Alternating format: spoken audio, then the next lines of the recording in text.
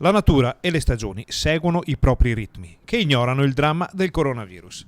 Allo stesso modo il mondo dell'agricoltura deve tenere il passo dei lavori nei campi e nei frutteti e l'assenza di manodopera è un enorme problema per il settore primario in questo periodo. Servirebbero oltre 3.000 lavoratori che oggi non abbiamo. C'è stata una prima risposta perché fortunatamente si è riusciti almeno ad estendere la possibilità per le imprese agricole che lavorino i parenti e gli affini fino al sesto grado, ma servono ancora altri interventi strategici se non vogliamo che questa filiera vada completamente in crisi. Coldiretti suggerisce che la reintroduzione dei voucher potrebbe essere una soluzione. È uno strumento eccezionale che in qualche modo aveva favorito e favorirebbe in queste occasioni la possibilità per tanti lavoratori che sono in cassa integrazione di integrare il proprio reddito facendo ovviamente le proprie attività all'interno delle nostre imprese agricole, però insomma su questo aspetto c'è qualche difficoltà. Oltre all'assenza di manodopera arrivano anche le gelate a rendere ancora più complicato il momento per gli agricoltori. C'è un ulteriore problema che si è causato a seguito delle ingenti gelate che hanno nelle scorse settimane messo in crisi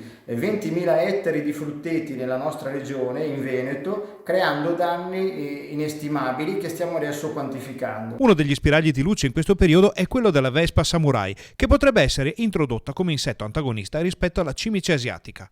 Ma anche in questo caso non è tutto oro quel che luccica. È un timido spiraglio però, perché purtroppo sappiamo benissimo che anche se riuscissimo a reintrodurre adesso questo insetto antagonista, prima che si possano vedere gli effetti sul contenimento della cimice asiatica dovrebbero passare sicuramente anni, per cui una serie di circostanze che si stanno tutte concentrando creando danni enormi sul settore agricolo.